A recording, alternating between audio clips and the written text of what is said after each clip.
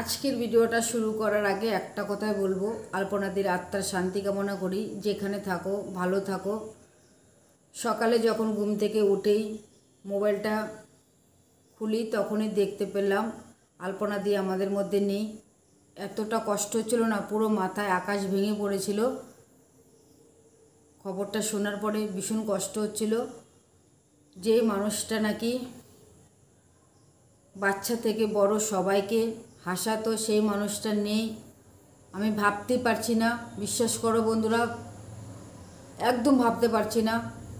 খবরটা যদি মিথ্যা হতো ভীষণ খুশি হতাম। খবরটা দেখার পরে সঙ্গে সঙ্গে আমি তার চ্যানেলে চলে গেছি। গিয়ে দেখলাম, কমিউনিটি পোস্টে গিয়ে দেখলাম যে একটা পোস্ট করা ছিল যে কল্যাণী হসপিটালে ভর্তি আছে, তার রক্ত লাগবে, যে রক্ত দেবে আমার সঙ্গে যোগাযোগ করো, এরকম কমিউনিটিতে পোস্ট করা ছিল। তারপরে ভিডিওতে গেলাম যে দেখি তো ভিডিও দিয়েছি কিনা। গিয়ে দেখলাম না, কোনো ভিডিও দেয়নি। তারপরে আমি ইউটিউবে দেখছি, পরপর দেখছি যে শুধু ভিডিও আসছে। অনেকে ভিডিও করেছে যে আলপনাদি আর নেই। এতটা খারাপ লাগছিল না বন্ধুরা, ভীষণ কষ্ট ছিল। তার মায়ের জন্য আর বেশি কষ্ট ছিল যে তার মাকে দেখার মতো আর কেউ রইল না। এত অল্প বয়সে একটা মেয়ে এভাবে চলে যাবে ভাবতেই পারছি না। বিশ্বাস হচ্ছে না বন্ধুরা, এখনও বিশ্বাস হচ্ছে না। এটা যদি মিথ্যা হতো না ভীষণ ভালো হতো। আমারও একটা ছোটোখাটো চ্যানেল আছে, তো এটা আমার একটা এখন নেশা হয়ে গেছে। জানি না তোমাদের এরকম হয় কি না। ঘুমের মধ্যে আমি দেখে যে চ্যানেলটা ঠিক আছে কি না, এটা একটা নেশা হয়ে গেছে। তো ঠিক আজকেও আমি সকালবেলা ঘুমের মধ্যেই, মানে শোয়ার মধ্যেই আমি ইউটিউব চ্যানেলটা খুললাম। খোলার পরে খবরটা আমি দেখলাম যে আলপনাদি আর নেই। এতটা কষ্ট হচ্ছে বন্ধুরা, কি বলবো তোমাদেরকে। এই মৃত্যু, এটা আমি দেখলে বা শুনলে আমার যদি আমার শত্রুরও যাতে কারোর মৃত্যু না হয়। মৃত্যু শব্দটা শুনলেই যে এতটা কষ্ট হয় না, কি বলবো, ভীষণ কষ্ট হয়। এত অল্প বয়সে একটা মেয়ে সবাইকে হাসাতো, কি সুন্দর ভিডিও করতো। তারা তিনজনে মিলে এত সুন্দর ভিডিও করতো। বাচ্চা থেকে বড় সবাই তাদের ভিডিও দেখে ভীষণ খুশি হতো। এত সুন্দর ভিডিও করতো তারা। খুবই অল্প দিনের মধ্যে তারা চ্যানেলটা অনেক বড় করে ফেলেছে, প্রচুর সাবস্ক্রাইবারও হয়েছে, অনেক ভিউজ হতো। খুব ভালো লাগতো, খুব ভালো ভিডিও করতো, সবাই খুব ভালোবাসতো। সব মানুষরা যদি এত ভালো না বাসতো তাহলে কি এত সাবস্ক্রাইবার এত ভিউজ কোনো দিনই হতো না। ভীষণ ভালোবাসতো, ওই আলপনাদির ভিডিও খুব ভালোবাসতো। তার মাকে দেখলে এতটা কষ্ট হতো না, কি বলবো। আর এখন ভাবতে পারছি না যে তার মাকে কে দেখবে। তার একমাত্র মেয়ে ছিল, মেয়েটা নেই। তো আলপনাদির কোনো বাচ্চাও হয়নি। আমি ভাবতে পারছি না যে মানুষটা নেই। এত হাসি খুশি একটা মানুষ, সেই মানুষটা এখন নেই। নিশ্চয়ই তোমাদেরও এরকমই মনে হচ্ছে যে আমার মতন। খুব কষ্ট হচ্ছে বন্ধুরা। আমারও একটা ছোটোখাটো চ্যানেল আছে, তো বলতে গেলে এটা নেশায় যে সব সময় ইউটিউব চ্যানেলটা খুলে দেখি সব ঠিকঠাক আছে কি না, কোনো খারাপ খবর নেই তো, এরকম ভয় লাগে এখন ইউটিউব খুলতে আমার। কিছুদিন আগে অমিত ভাই আমাদের থেকে চলে গেল, তখনও ভীষণ কষ্ট পেয়েছিলাম। এই তো সামান্য কিছুদিন হলো আরিয়ান দাদা চলে গেল, এরকম আমি সকালবেলায় এই খবরটা জানতে পারলাম। সেদিনও আমার ভীষণ কষ্ট হচ্ছিল। আর আজকে চলে গেল আলপনাদি।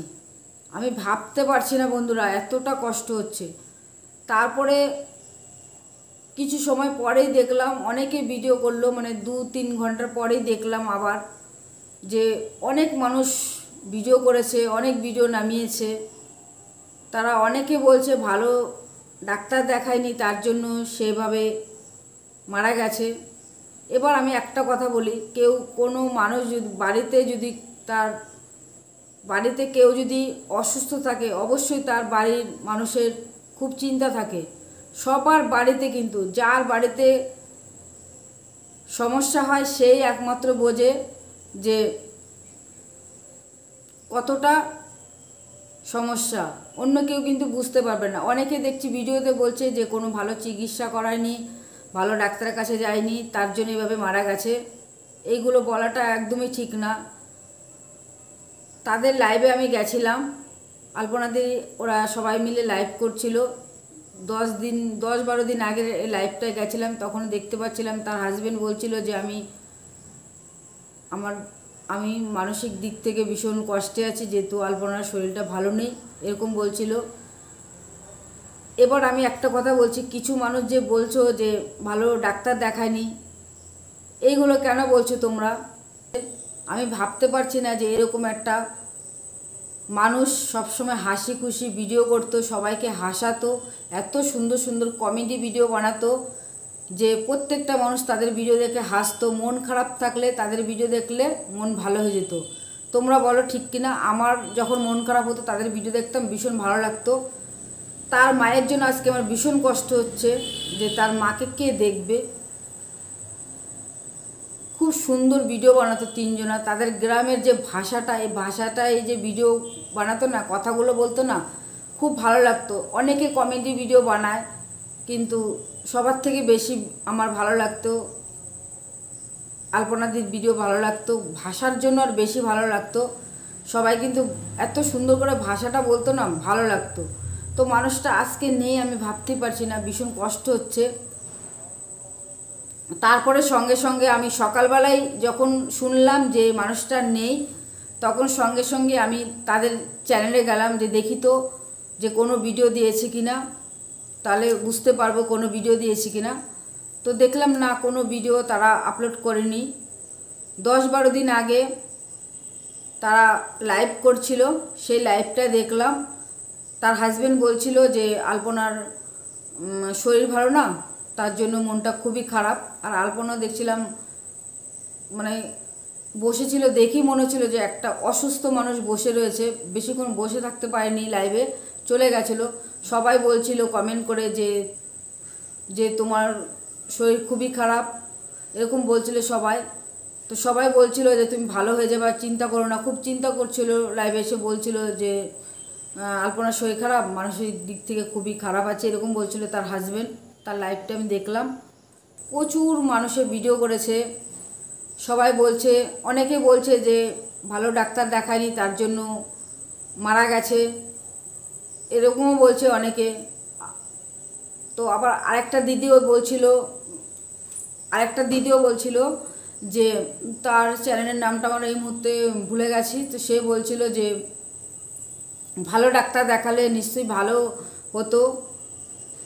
তো একটা মানুষ যখন অসুস্থ হয় তখন তার বাড়ির লোক খুবই চেষ্টা করে যে মানুষটাকে ভালো রাখার জন্য। আলপনাদির স্টোন হয়েছিল, তো তার জন্য হোমিওপ্যাথিও ডাক্তার দেখাতো।